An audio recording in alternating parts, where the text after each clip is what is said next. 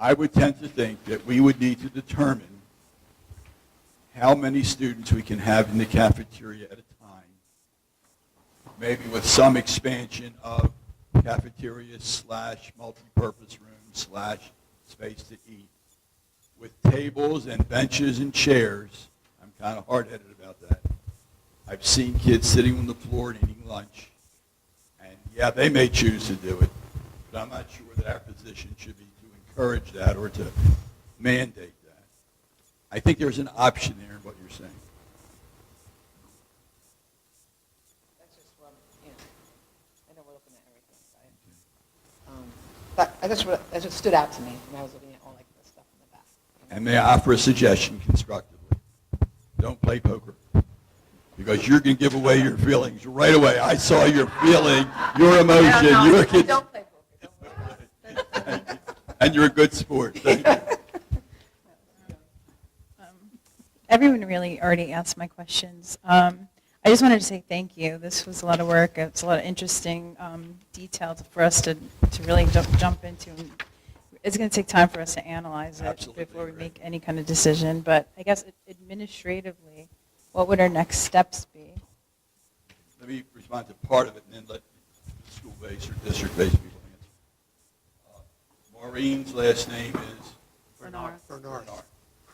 And Gina's last name Dunleavy. and Drew were very helpful in helping me to compile this report.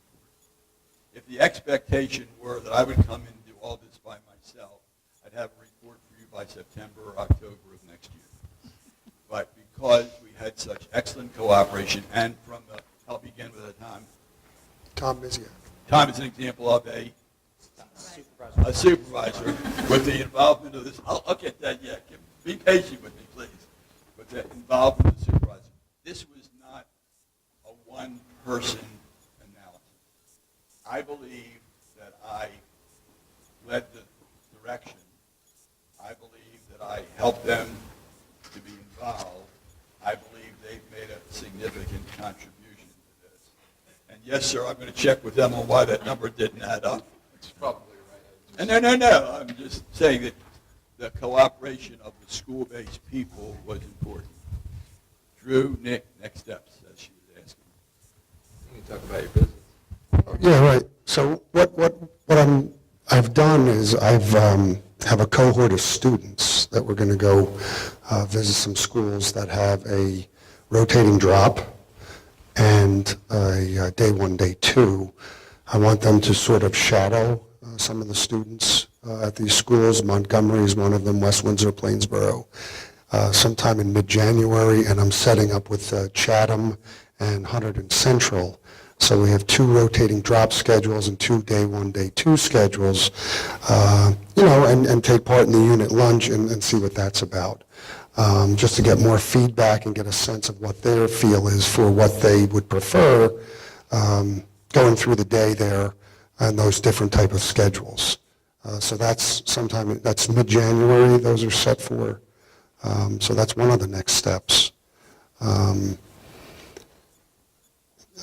guess moving forward is really, again, analyzing whether one of these schedules could even fit based on the data we have and running it in a program to see if that could happen.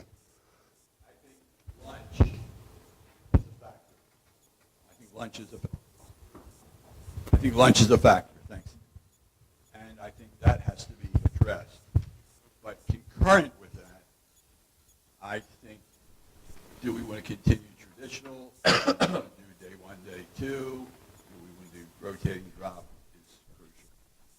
As a late add in the report, that whole notion, let me show you what I'm referencing with the lunch study hall piece.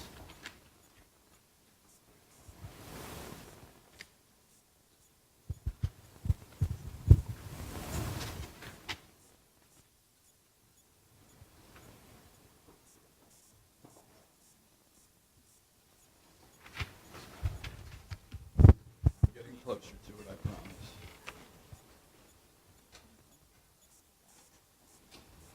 What I'm looking for is the proposed bell schedule, rotating drop with lunch study hall.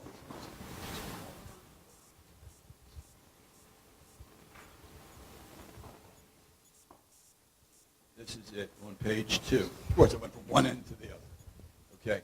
That particular slide, which was in all candor, something that we discussed sort of a couple days ago as we were reviewing the content of this report, I think that's another opportunity for the notion of a lunch study hall lunch. I think that opens. In the rotating drop. Yes. Oh, great, yeah. Yes, ma'am. That's correct. Okay. Board member questions, comments? Sure. Regarding the rotating drop and then the day one, day two, Please. is there flexibility in the day one, day two for the minutes, the class length, or no? It's Yes. 85, because we were saying how 85 seems like a lot, but if you could get it to 60, but then work with the 3 lunches, it might be more of a, right? Couple of thoughts to that. Number I don't one- know how that. No, you're onto something very important that I didn't really stress. So I thank you for that. Number one, the greater amount of time for lunch, the shorter amount of time per class. So that's a value judgment that needs to be made. Number two, and I say this with deep emotion, with all that's occurring in today's culture and the commitment to social emotional learning and the responsibility of the school to be mentors, advisors to kids, and the whole movement toward college and career readiness, there's a possibility of an advisory program, a mentoring program that could go into the schedule. Now, that's another piece of professional development. So I'm a math teacher. I'm going to get some training how to teach math in 60, 70, 80 minutes, whatever it is. But I also need to be part of a team that's dedicated to this advisory or mentoring function. I've seen it work extremely well in high schools. I've seen it be abused in high school. And so therefore, if we're looking at, sounds like an existentialist question, who are we and what are we all about? What are our core values?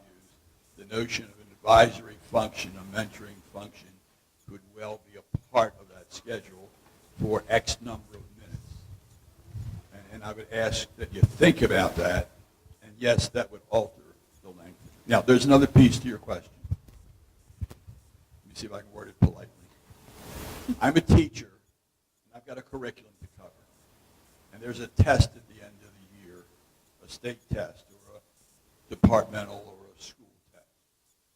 And and I'm role-playing a teacher now, as I think about what I need to cover in my class to make sure that kids are ready for that test, and that I feel comfortable as a Spanish 2 teacher that the students are ready for Spanish 3, or I'm a teacher of Algebra 1 that they're ready for geometry. I'm being very sensitive to the total number of minutes I have for instruction. So the more we think about the length of lunch, the more we think about an advisory function, the more we need to critically look at how many minutes I actually have to teach American history, to teach Latin 2, to teach pre-calculus.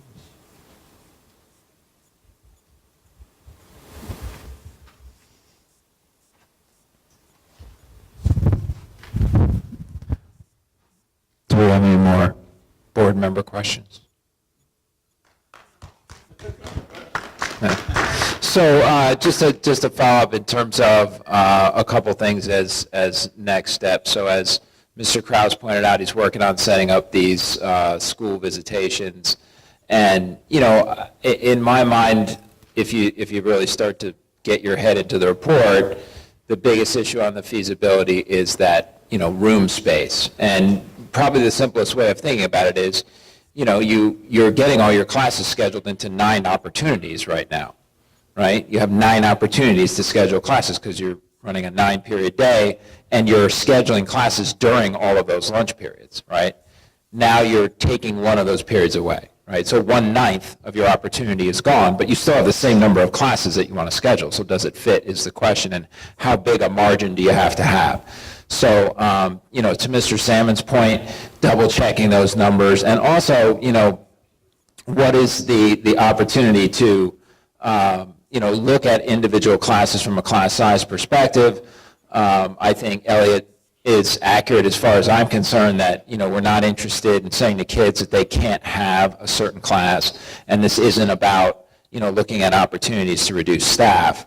But it's a lot of detail to get into the weeds and see, is there any way to, squeeze things a little bit where it might make it more feasible in terms of that construction issue and new classroom space. Obviously, that's a huge issue, and it's a time issue as well.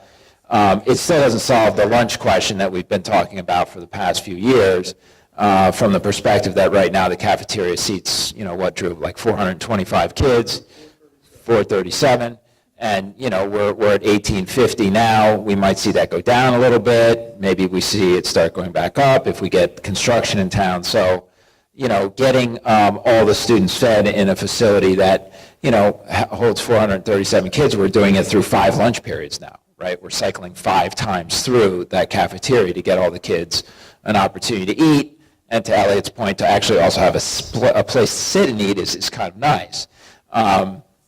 So that's why we have some opportunities in here to look about, well, is there a way to do this with 2 lunches instead of 1 single unit lunch? Well, even still, if you're running 2 lunches, you still can't do it in the cafeteria space that we have.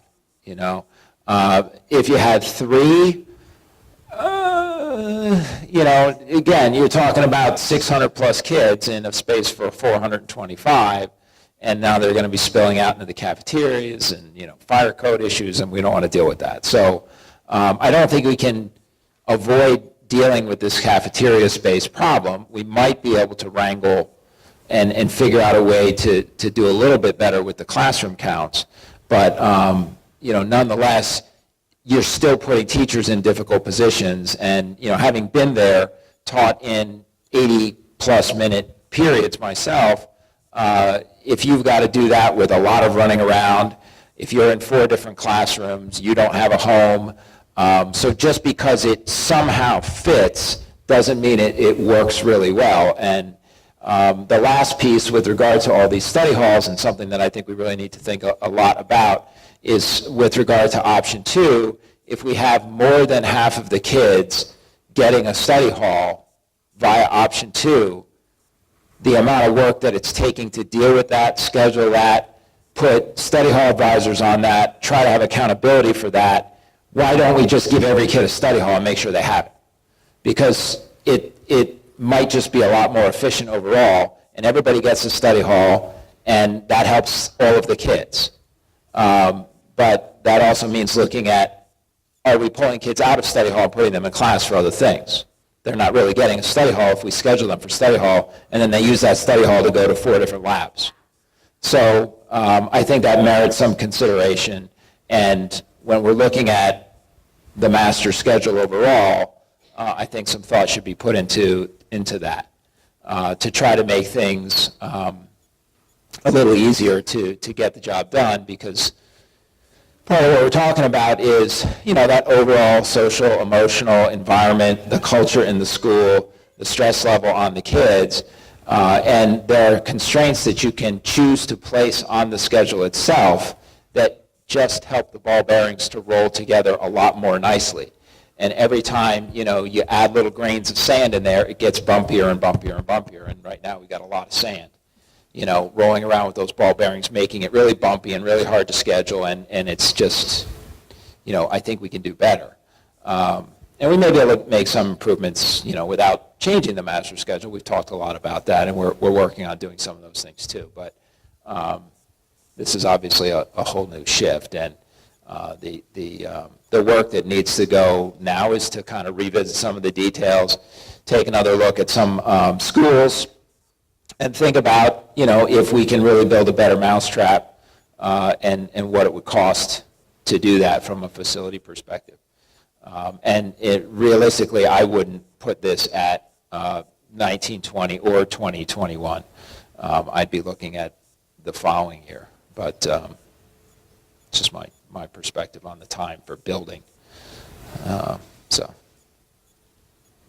If we're good, we'll head back on up. Thank you very much to Elliot. He'll stick around because we're going to have some public comment and an opportunity for the public to ask questions. Yeah, can you just take it up and put it in one of those holders? Yeah, yeah, thank you very much.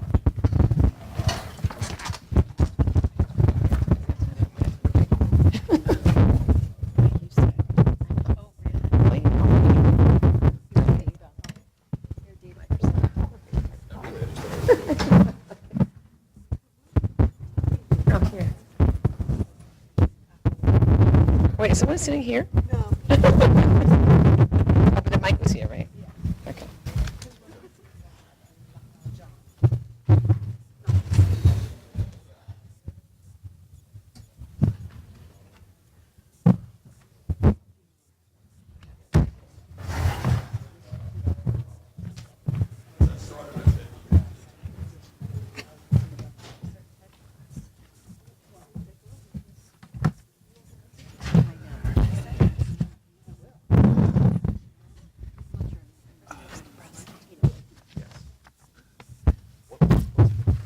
I don't understand that.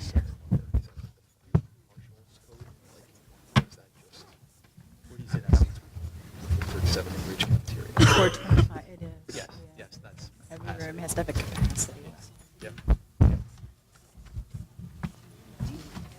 I don't get the halves. That's the appendix, right? Yeah, last page.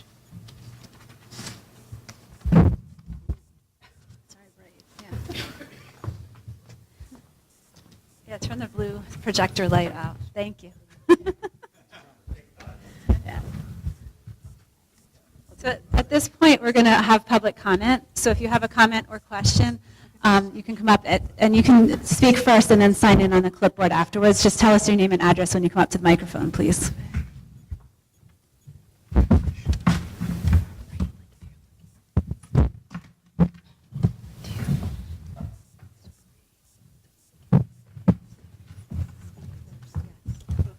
Hi, I'm Shelley Moore. I live at 3065 Valley Road. And I have one question, but then I have a lot of comments as to why I feel block scheduling should be a priority of the school district. I guess my first question, and it could be addressed later. First of all, Mr. Marienblum, thank you so much for your very thorough work and your assistance with the supervisors. I was wondering if it was taken into consideration when you counted the classrooms, just the rooms that are designated as classrooms right now, and if there, and I don't know the building very well, if there's any room to maybe adjust offices in any way to, or God forbid, don't hurt me, faculty rooms to add space for those smaller special ed classrooms if that proves to be a need.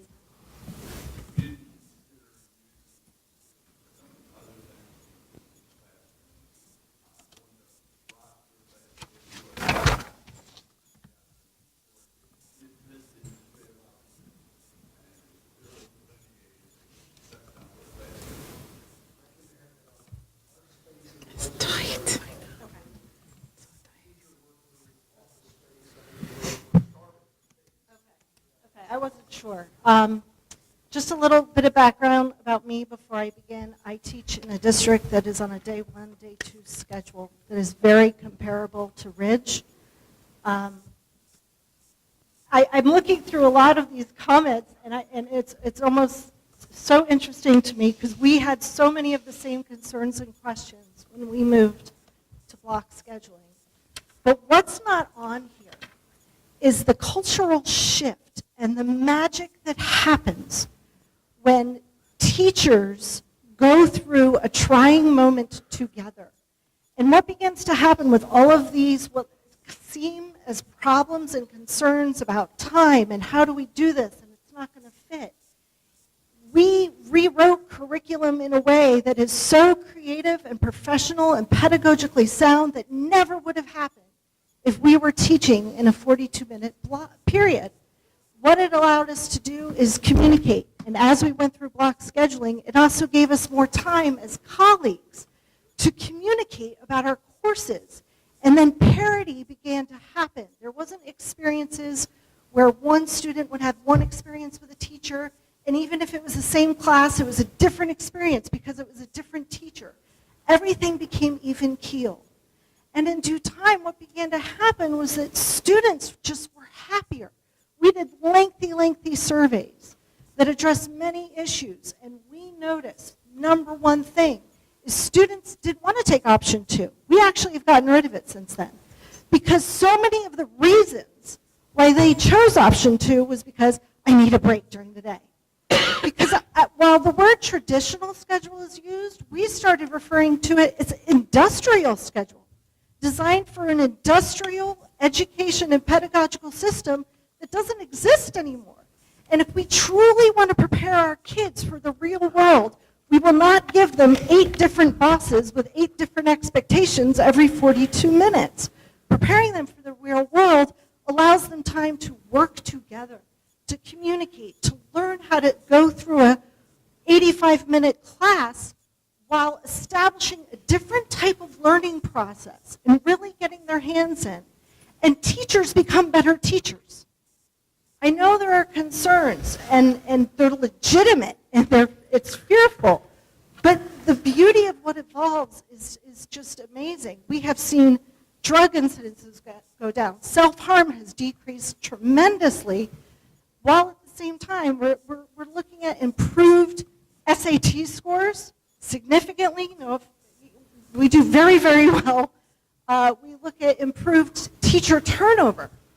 It's decreased because the teachers feel more sound in their educational process. So I understand there are some concerns, and sometimes what you have to do is just go through it to see what the answer is. And what we started doing before we went to block is we set out a couple weeks a year where we would practice it as educators. Because you could do a lot of PD on it. There's no doubt about it. But you're never going to know until you do it. You're never going to know until you go through the system. So I encourage you to really look at every option and what the bottom line is. And the bottom line is the learning and the care of our students' social well-being. And when they only have to go through fewer classes a day, it makes their lives happier. And it makes them want to come to school more because they're not rushed and they're not responding to all these different bosses. They're building relationships, and that's what a block schedule does. You establish relationships with your teachers in a way you could never do in 42 minutes. I just want to see if there's anything else I wanted to address. That's about it. I can't be enough of an ad. When you all come to Montgomery, we'll see you. Sorry, don't boo me. Thank you.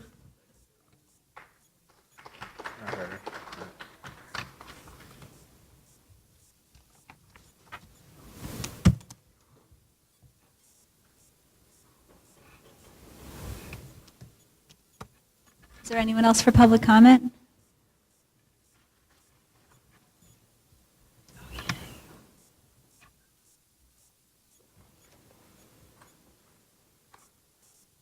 Hi, my name is Marguerite Cahill. I'm a school counselor here at Ridge, and I have 2 children in the district. So I just have some comments from a counselor perspective on some of what I heard tonight, which was, I think, important to hear, the idea of considering a new schedule. I've been here for 11 years, so I'm pretty familiar with our traditional schedule and some of the pitfalls of the traditional schedule, and it was interesting to hear the perspective of some of the things that I think could really improve if we were to go to a different schedule. But I also had some questions or comments that I wanted to point out about some of the information that I heard. So I noticed that in the questions that the students posed, some of the students had questions about cheating and how there could be implications for students taking assessments on different dates. And I thought that was an interesting perspective that even they came up with that. So that's something that definitely crossed my mind, and I'd be interested in hearing how that would be addressed. I also had a question about how issues with support classes that ran 3 days a week and then had a 2-day study hall on the other days, how that would be, how there would be implications for that if we did go to, for example, like a day 1, day 2 schedule where the classes are very large blocks, and so on those days they would have a very large amount of unscheduled time.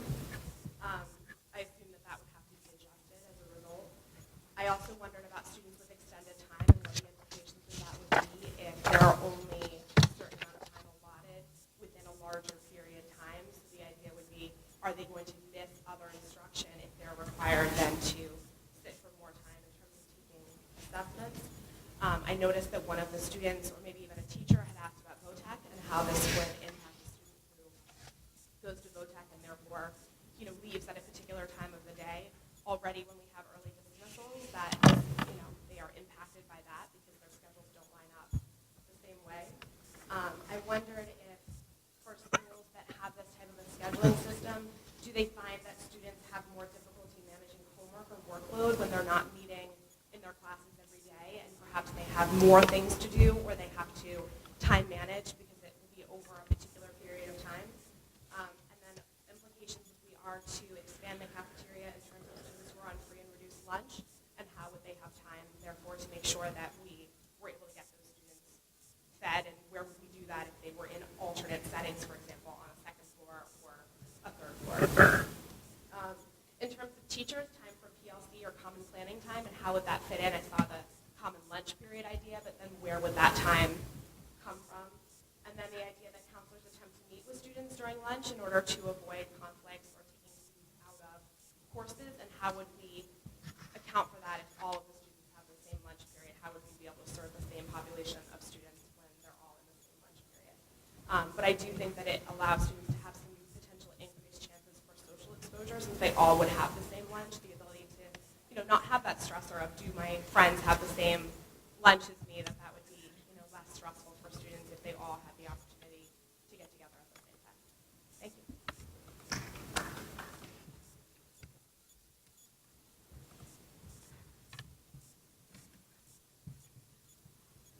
Hello, my name is Marisa Schaefer. I live at 5 Magnolia Path. I have a lot of concerns about switching to these schedules for a lot of different reasons. As a parent, as a taxpayer, worried about the cost of construction. But one of my primary concerns is how it will impact our special education students. I'm worried that the changes in schedules will create a more restrictive environment for a lot of these students. Personally, my son is part of the ABA and LLD program as he moves towards high school. We are going to look into vocational training. From what I understand, block scheduling would make it hugely complicated for him to be leaving school at a certain time each day to get to another commitment. I don't know how that would impact his ability to get into like an inclusion class for art or music or whatever. So I'm worried about that. And then just the aspect that a lot of the special education students have issues with attention and focus. So as one of the board members mentioned, it's going to be hard for ninth graders. It's going to be hugely challenging for all special education students to maintain inclusion in a room for 85 minutes or even just the 60 minutes. It's going to be quite a challenge. And, if that doesn't impact you because you don't have a special education student, think about your own student, your own child who just hates chemistry or is very weak in Spanish or whatever, and all of a sudden has to be in that room for 90 minutes a day, and how challenging that would be for them. So I'm just really worried about the logistics of scheduling for the special education students and about their ability to be successful in a classroom for that period of time. I get very nervous when I hear about, can we put special education students into a faculty room? That makes me very uncomfortable. I mean, special education students are like every other student. They have the opportunity to be in a regular classroom, hopefully with smart boards and all the materials that they need. So we need to be respectful of these children and their ability to be successful here at Ridge High School. So I would hope that that you have met with the special services director. Is there any comments you can give to me about how this would impact the students? First of all, I appreciate everything you said. I believe that in our conversation, we have begun to scratch the surface. I'll be very candid with you. This is but I believe we've started to scratch the surface of what this would mean for special education. I saw kids leaving the building and coming back that I believe were part of the special education population, and I saw the care provided those kids by the adults involved.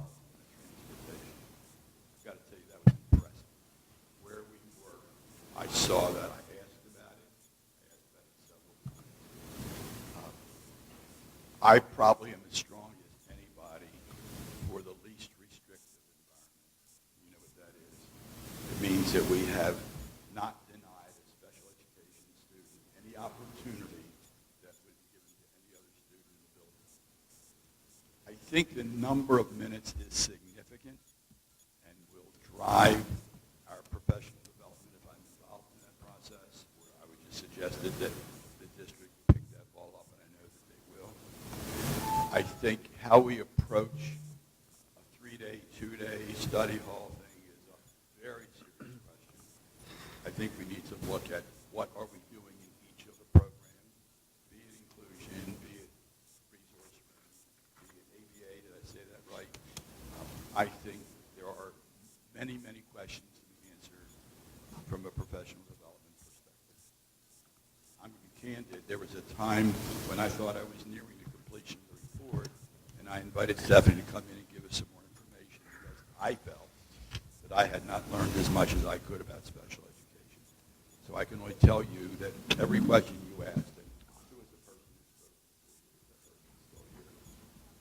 Yeah, your comments as well. I would like to have a set of those questions.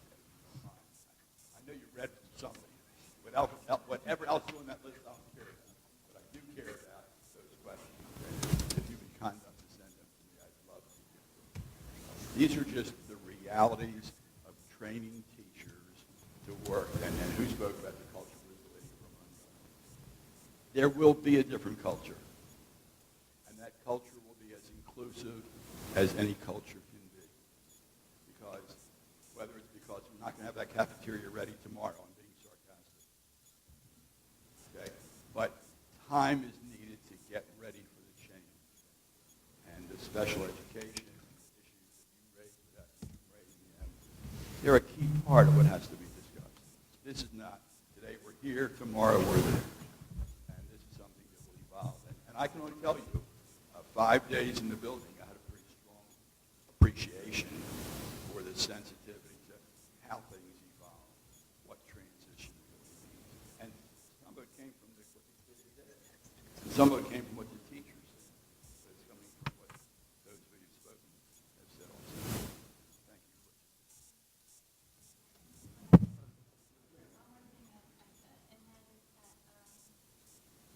That I'm sure there are all kinds of pros and cons, but I think there's. Can't hear you. I'm sorry. You're- There are sometimes things that could be lost by not being in a classroom every day. I think it's a little sad not to have phys ed every day. I mean, depending on what type of student you are and whether you're a student athlete or whatever, but these special education students, they get adaptive phys ed every day. And that's hugely important to them, to move their bodies. And we were talking about the stress and the culture or whatever. That's going to be a big loss if they're not able to do that. And just also in the music program, these kids practice their instrument every day, sometimes a couple periods a day. And the muscle memory that goes into that is lost when you can only do it twice a week. I'm not an algebra teacher, I'm not a math supervisor, but I would think the constant daily practice would be a helpful thing rather than doing it for prolonged periods just a couple of times a week. So I see the pros on what everybody's suggesting, but I just want us to consider, what we might take away when we don't meet every day. So, thank you.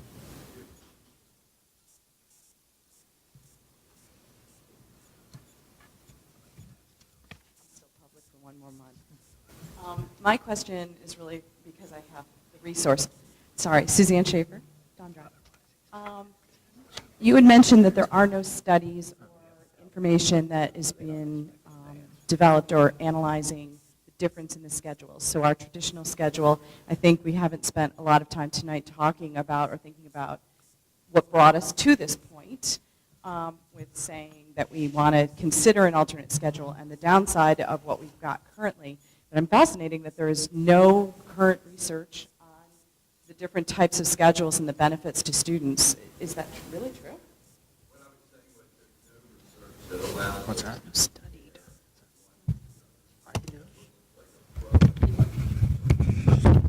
Mr.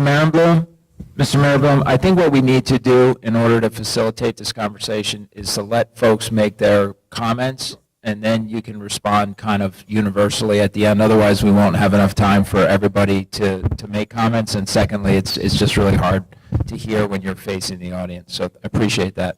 So if we could just have folks make their comments, and then we could try to have a summary statement from you at the end. Thanks.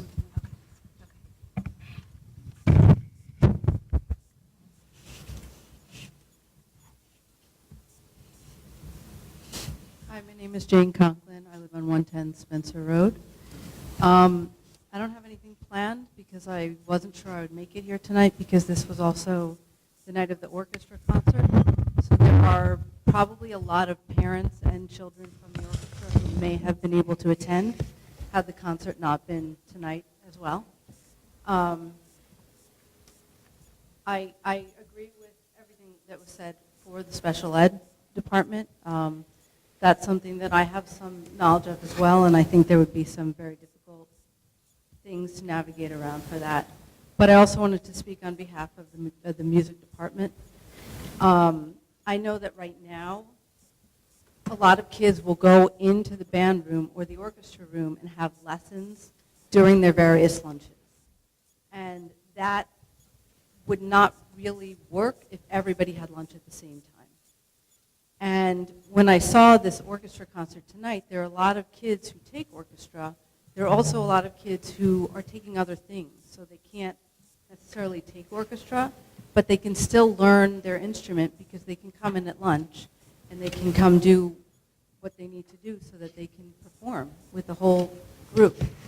I feel that in orchestra and band, if you don't have, like they were saying, if you're not meeting every day, if you don't have time to give lessons at lunchtime, you're taking something away. They also, the band and orchestra, have a time where they get together and they meet at the same time so that there can be a full orchestra, which doesn't get to happen in a lot of schools. I don't know if that would be manageable if you're only having music a couple of times a week and possibly not at the same times. You know, the way that it's arranged now, that also works. And the last thing is that we talk about the culture of the school. The orchestra and the band and chorus, these are safe havens for a lot of kids. These are a place where they can put the academics aside and they can go and they can do all of that group work. They can do all of that work where they're socializing and playing and working together. And it's a place where they can just let down their guard and be themselves. And if that is going to be compromised by a schedule that doesn't allow for them to have their time at lunch to go and work on their instruments or go and talk to other, friends and create music, and a lot of them write music and play it together there, and if that's going to be compromised, I think that's going to take away a lot from many of our students. Just a reminder too, please, when you make your public comments, if you could please sign in on the clipboard if you forgot. Thanks. Is there anyone else?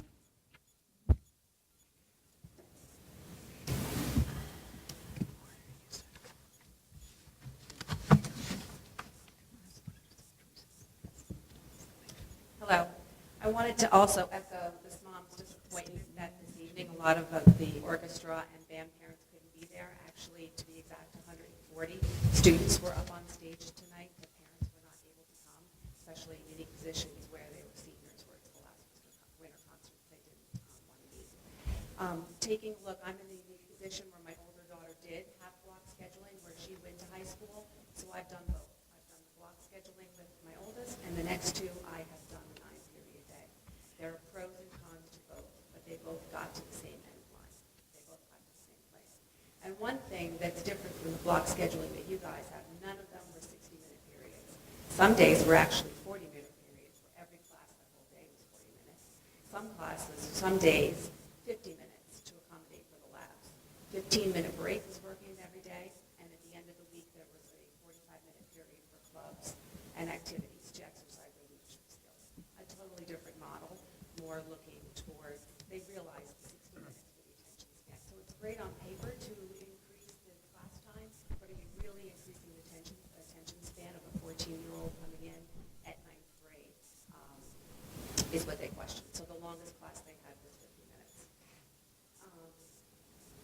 when you guys we used to have Spanish in the lower grades, and research was done amongst the language teachers to see, is it better, they only met 1 hour once a week.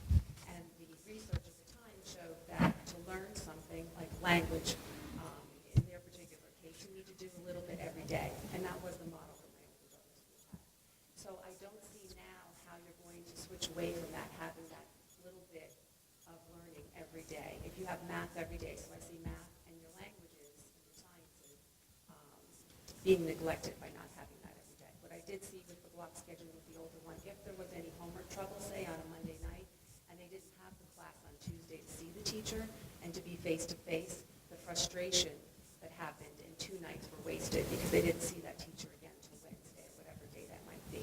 Time management skills are not developed in a 14-year-old coming right out of Lambs. The same amount of homework has to be given, but it's given in a bigger chunk. So kids need to be instructed on how to manage those time management skills and how to break them down. I also echo the sentiment of this mom about the music program. On paper, you can't really grasp because on my daughter's transcript, for example, doesn't even say she's in wind ensemble. She takes it during lunch. So on your chart, it had 6 people in there. There's quite a few more. Orchestra, they said down to 30. And like I said tonight, there was 140 kids on stage. So the numbers need to be looked at. The lessons take place during the lunch time. So I'm not quite sure how that would take place after that. So from what I see, the cost for the classrooms, the cost of staff development, the cost to the cafeteria, and the art on a cart, the teachers, without sort of model the art on a cart, that the teachers will not have a dedicated classroom. Those costs are insurmountable. I've done both. I've seen the cause and effect, the pros and cons of both. But all 3 of my kids got to the same place. Also something that is very concerning was one of them was there was 25% less class time in the AP classes. I believe it was the rotating one. Our classes, our kids in this part of the country start in September, others start in August, and the AP classes are in May. So I think that's quite a disadvantage. We build into our system the way it works right now, obviously, to extended periods of time. So I can see that that would be an issue. I don't see that there's a reason for a change. I just see that the system is working the way it is. I think other things need to also be addressed. The cheating issue is huge. The organized cheating rings are going on, and teachers now have smoking gun. I know a BC Cal teacher was accidentally added to the Google Doc. A test is given in first period. That entire test is recreated by second period in all of your higher level classes. It's been happening for years, and it's very frustrating, and I can see it only getting worse with that type of model that is going through. So anyway, I've done both ways. Both have pros and cons. My kids got to the same finish line at the end. Is it really worth the cost?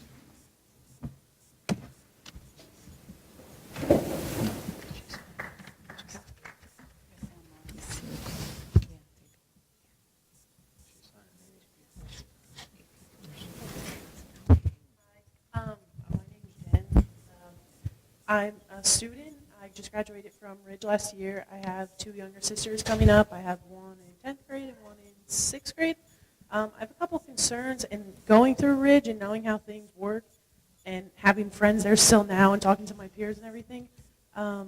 With such long periods, I think it's going to get a little more stressful than normal because now when procrastination levels are going to go up a lot because now I know, oh, I don't have this class for another 2 days, so now I'm just going to push off this work and then it's going to come all together. Time management is kind of hard when you're in high school with sports and everything and extracurricular activities.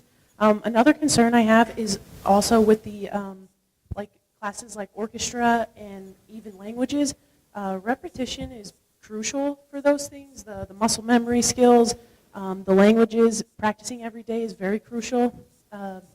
So with the way you guys have it set up is concerning to me is how are we going to be able to put on these amazing concerts that we do without having the group of kids being able to come in all at one time and without having private lessons. Because I know with my orchestra teacher at the high school, she would do private lessons with lunch students. And it was nice having that one-on-one time because we could go over pieces that we weren't so confident in and everything. So how are we going to do that if we have massive groups of kids coming in together for lunch lessons and such? Like, you know what I mean? That makes sense what I'm saying.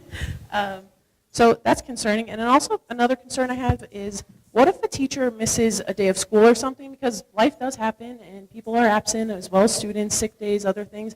What happens then? Because if we're doing 60-minute periods, 50-minute periods, whatever it is, if we're doing that, that's equivalent. How much of the lesson am I missing if I miss a day of school? And when do I have time to make it up now, considering that I won't see that teacher for another day or two? You know what I mean? So that's also concerning, because that just puts even more stress on me now. I miss this day of class, and that's like 2 days for me that I just missed. So I don't know. I think you guys are taking a step in the wrong direction doing this, personally.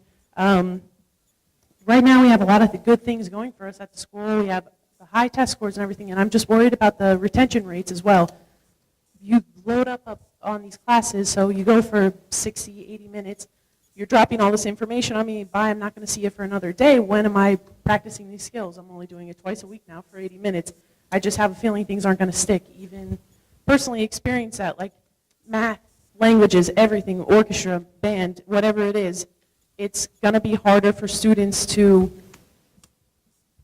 to retain the information, because you're dropping all this stuff on us, and then we're not going to see it, and then next class it's like, okay, we're moving on, it's something new. So I'm just concerned about that as a student, and I think you guys should take into consideration what a lot of the students have to say about it, because we're the ones that it affects the most. It's easy to write down on paper and say, oh, all these things look good and everything, but you have to remember we're the ones being affected by it, the teachers are being affected by it. So yeah, that's all I have.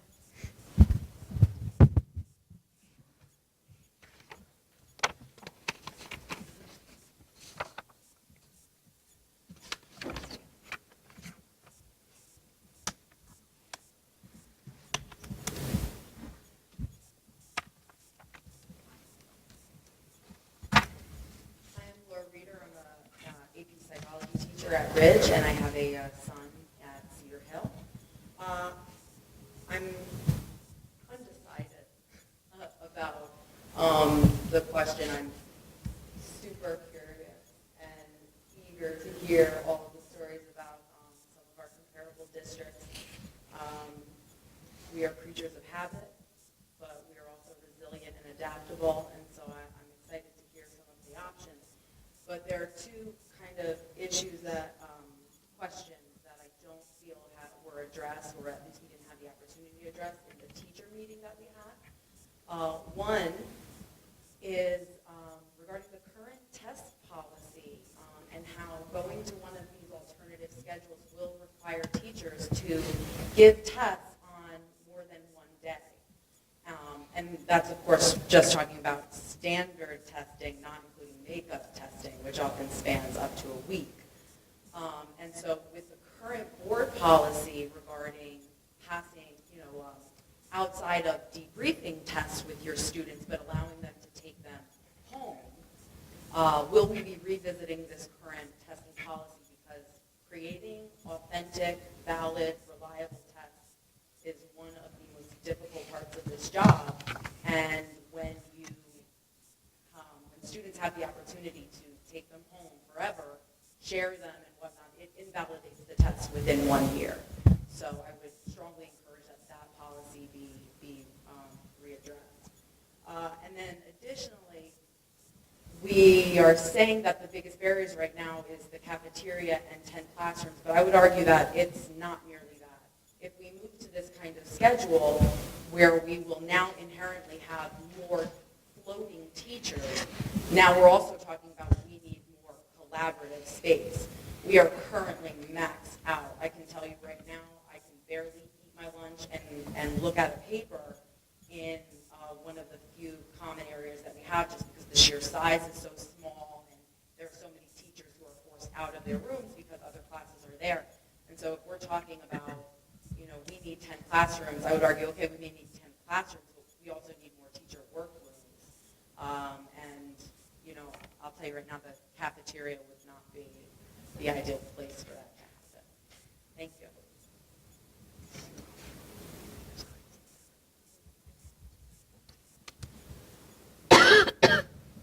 Is there anyone else?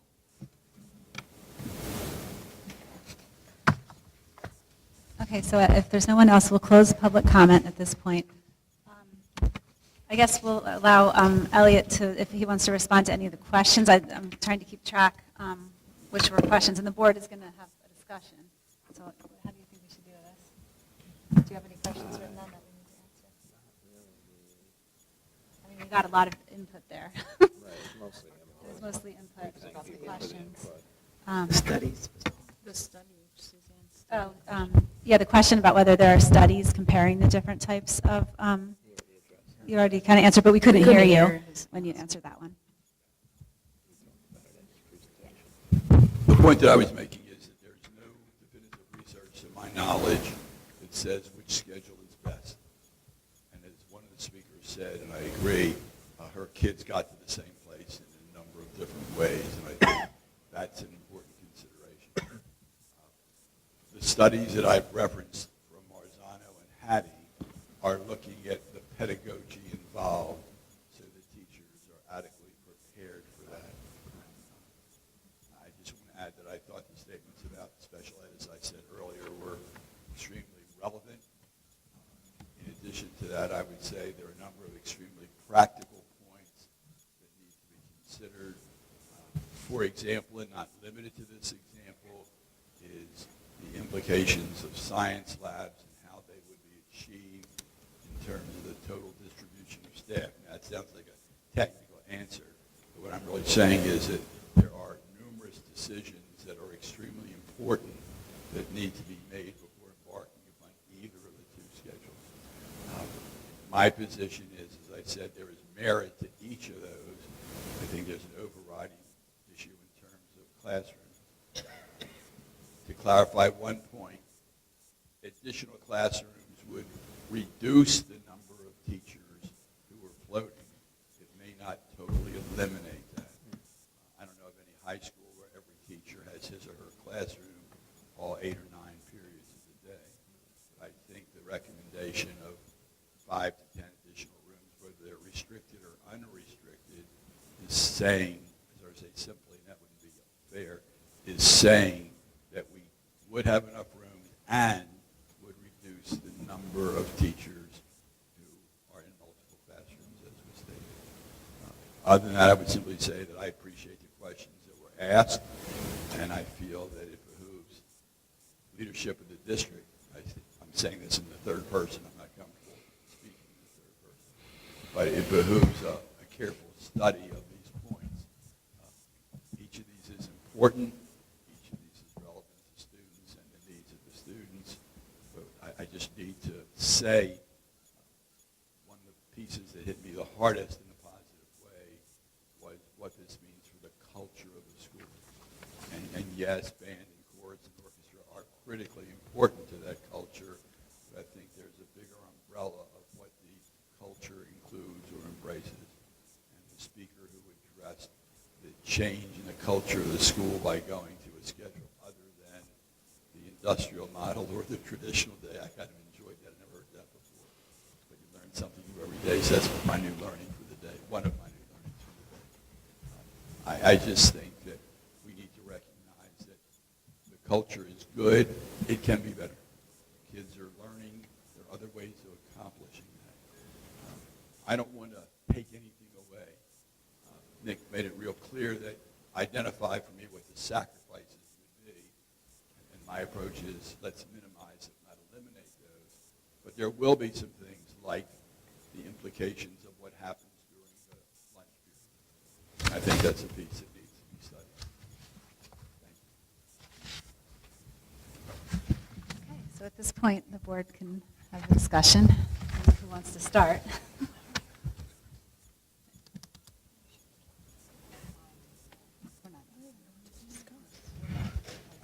I don't either.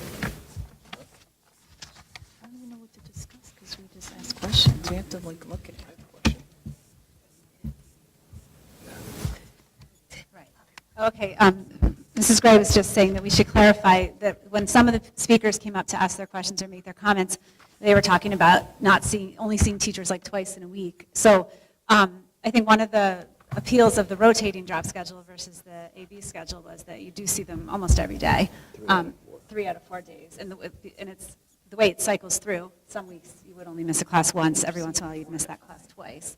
So that's a big distinction between the two. So I think when we're discussing the options, we have to try to keep them straight in our mind, because some of the issues with one don't necessarily apply to the other. So we don't want to just generalize and say that both are the same, both of those models.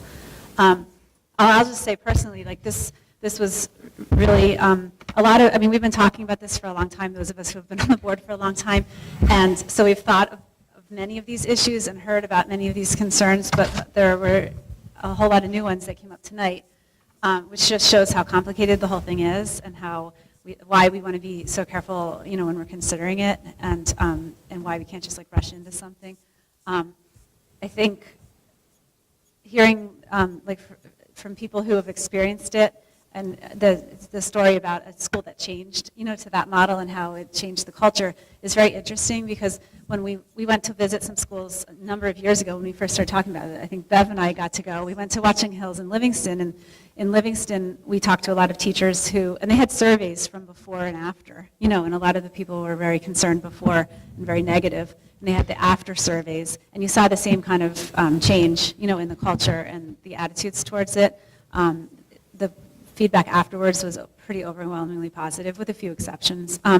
So I don't know, it might even be like what the speaker said, like the actual process of going through it brought everyone together or something, and it's maybe that process that changed the culture more than the actual schedule itself. Sure, I just wonder.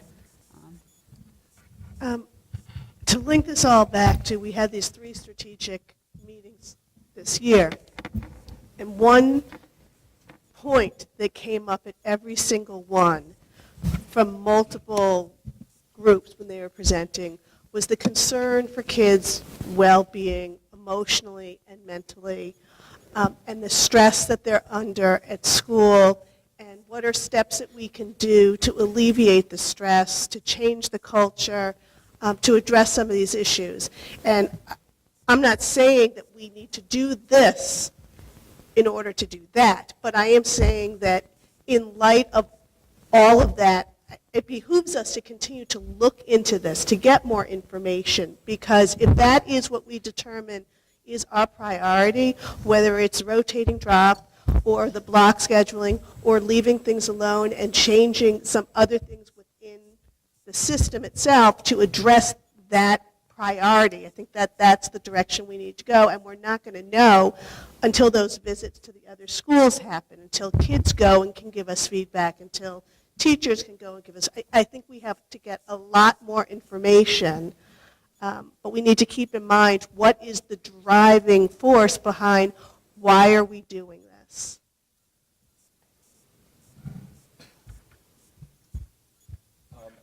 I have a question. So let's say, for example, this report came out and Mr. Merriblum said, guess what, you guys do have the extra periods and you can sustain a schedule. Would it still come back to the lunch issue? Okay, so what do we do? Like, what's the next step here? We can do like this feasibility. I think this report is great and it kind of lays out what we need to look at, but if it still comes down to the lunch issue, then how are we getting over that hurdle? Right? If we have 1,800 kids and we have 5 periods of lunch supporting that, I mean, we're never, and the max capacity of the lunchroom is 437 kids by fire code, right? I guess something like that, right? So like, how do we get over that hurdle? Like, what options do we have now to address that? Do we have any options to address that? Well, how long ago was it, Nick, when we got the drawings of the? A couple years. A couple of years ago, we did have drawings made of potential ways to add a cafeteria space. There were several locations in the building, and so that's, I think, at the point where the board realized that this is a major decision if we're talking about money like that, and we hadn't gotten all the answers to all of this stuff. You know what I mean? At that point, so we couldn't make a decision to do something like that. So there is no non-construction solution to the lunch issue? We looked at kiosks, like if there was a way to not build anything but put like food stations of kiosks in different spots of the building. Because they can't all go through one area at once, even if you split it into 2 lunches and buy food in that contained space, right? So even if you basically did whatever we spread out. told them to, and they could feed as many kids as we possibly could put through the lunchroom, it still wouldn't solve the problem. So the only solution to the lunch issue is construction, it sounds like. That was certainly the conclusion Yeah. that was reached when this was discussed, yes. Okay. We So, talked about it in finance several times. so if that's the ultimate question about whether any of this is feasible whatsoever, then isn't that the next, I mean, I assume through the visits, we're not the first district to go through this, so what are the other districts doing? Have they all gone through the construction, or?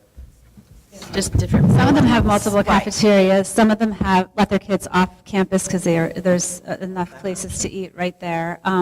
Some of them were bringing in food from outside, like trucks full of pizzas and stuff, but they all seem to have more open spaces to have kids eating lunch, like multiple areas in the building that they could use for seating, at least the ones we looked at.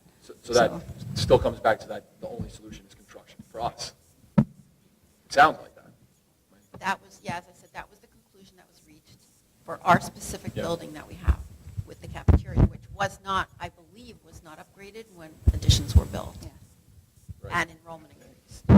I need a cafeteria. So that's the Kept thing, I think getting if one. we like go through Cafeteria's a this, problem. and, look at the math and look at the Besides class the job schedule, the cafeteria's a problem. Right, right. It's So, a like, problem, even it's if a big, we- giant problem. Even if we go through this and look at the class schedule and try to pare down what's not being utilized, or look at, kind of the trends of the student utilization of different classes and say, okay, this population is going down or it's stagnating at 2 or 3 kids per class. We're not going to drop 800 kids in 3 years. That's so the question, right? So like, it's really just, are we willing to go forward with construction? Is that the? I just want to. No. I just want to comment on your question about the cafeteria as it exists now, and I've been saying this for a long time, longer than I've been on the board. 10 o'clock in the morning lunch for a 14, 15, 16-year-old kid is far from ideal.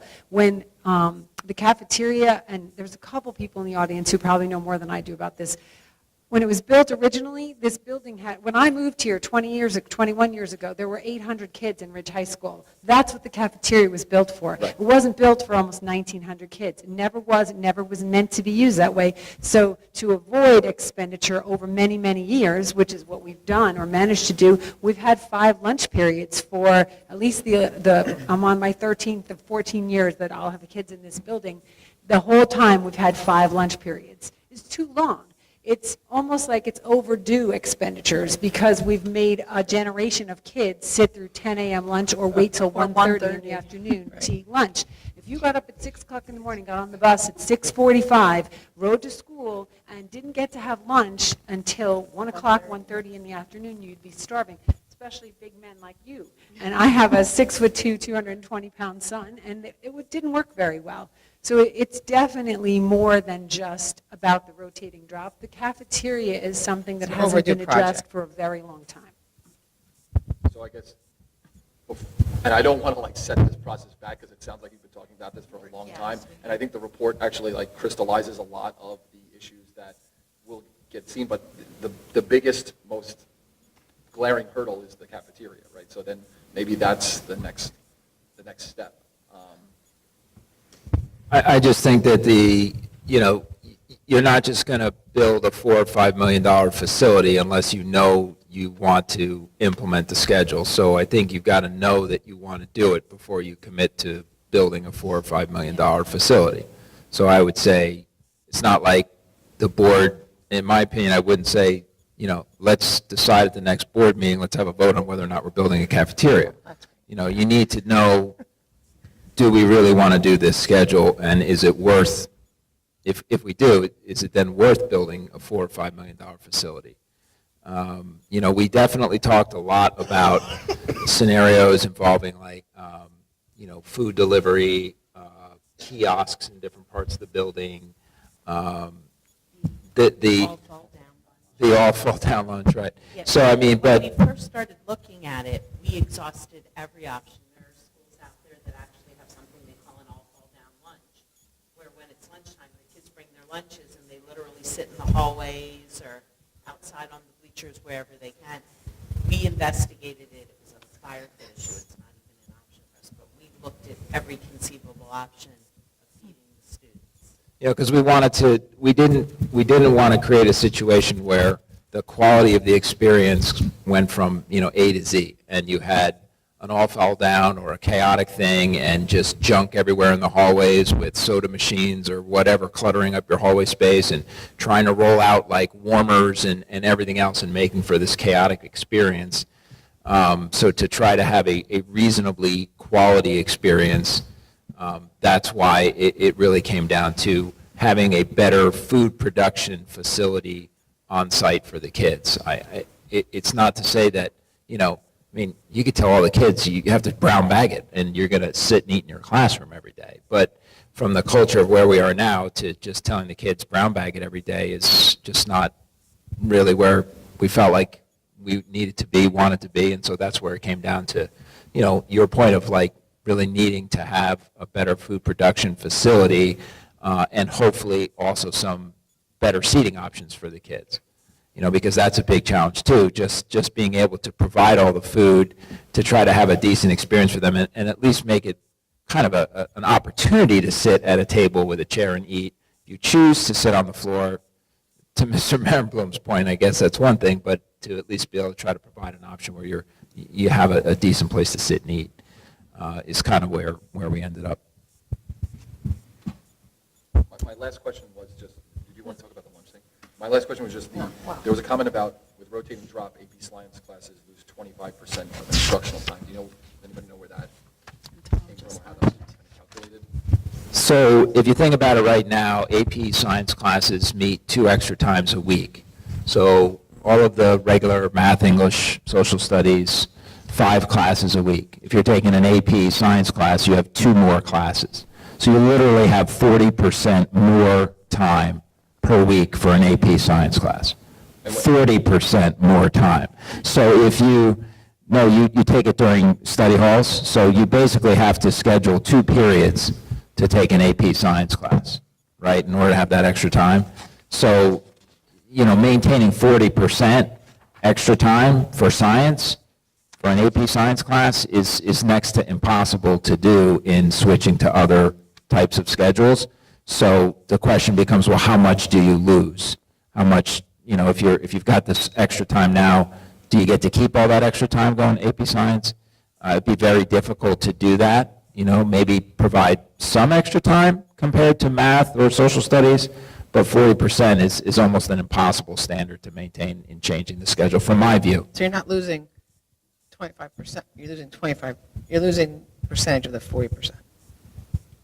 You're losing You're not losing time behind. It depends on what you do, right? Like if you were to equalize science with everything else, it's 40% less time.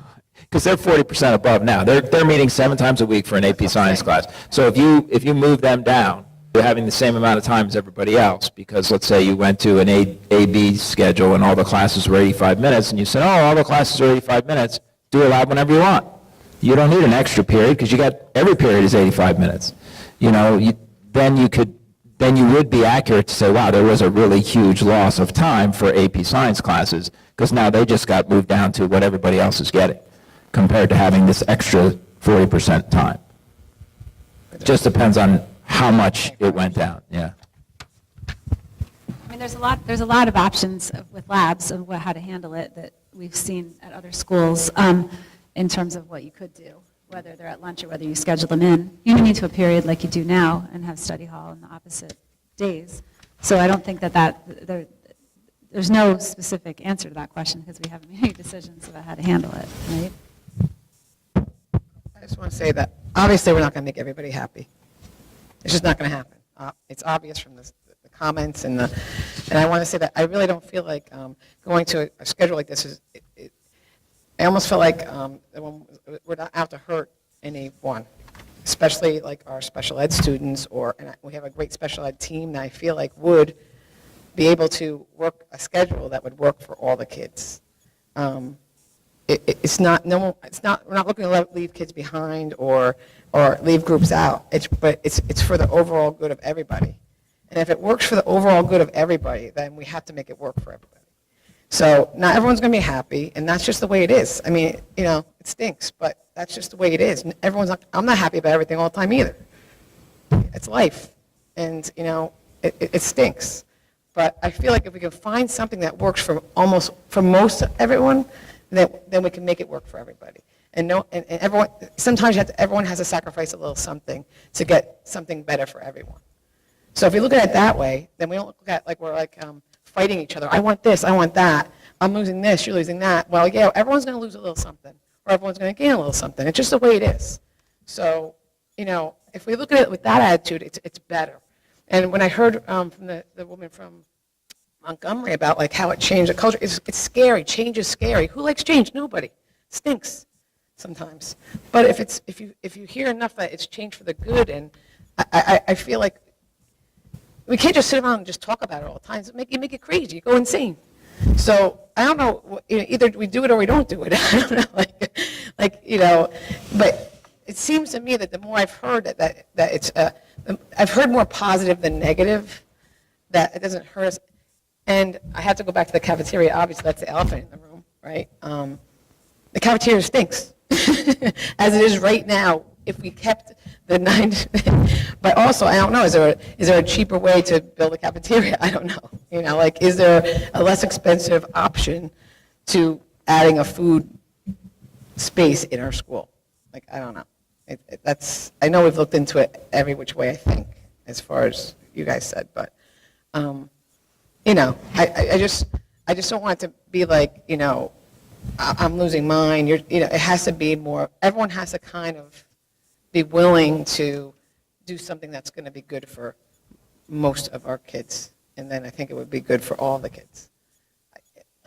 I don't mean to say most, but what I mean.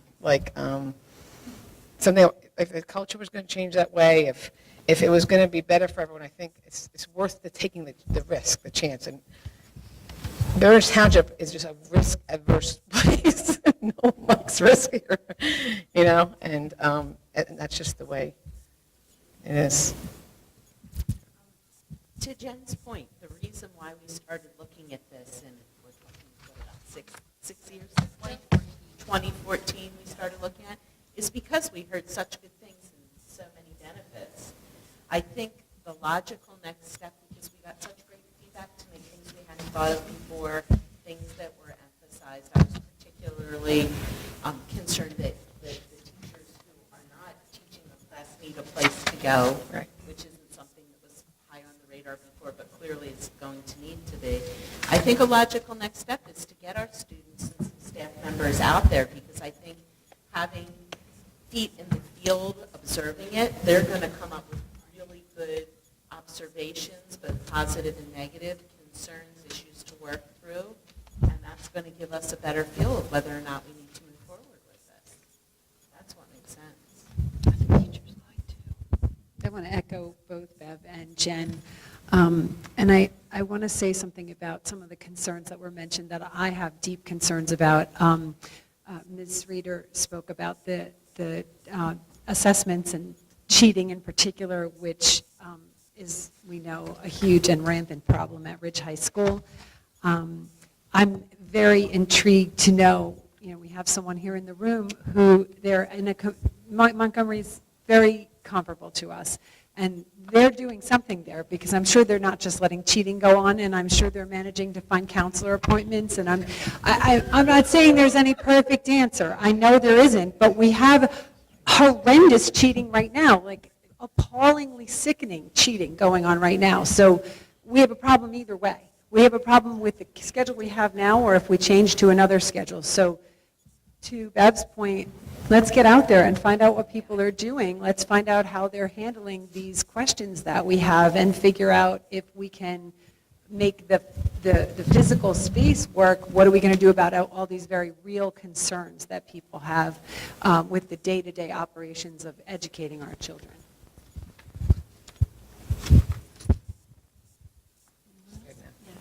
I just wanted to say I agree, and I'm very pleased that there are these groups that are going to go visit other schools, because it has been, I believe it has been like almost 5 years since anyone did that, and so most of the people that did it may be gone by now, and it's also, things have changed in the meantime. And there's a number of more schools That with are this doing- kind of schedule to look Yes. at than there was So then. it's different schools now. And ones that we recently switched, which is good to talk Right. to. Okay, well, I think we absorbed a lot of information tonight, and we have a lot of thinking to do and a lot of work to do to talk about this. Obviously, no decisions are being made until we do a lot of this work, but we thank all of you for all of your input, and please, send us any other additional thoughts or questions that you come up with after this, or that you hear from other people, because we'll just be keeping a master list of all of the things that we need to look into. So please definitely send them our way. Okay? So we're up to adjournment. Would someone like to make a motion? Mrs. Swarner and Mrs. Woldridge.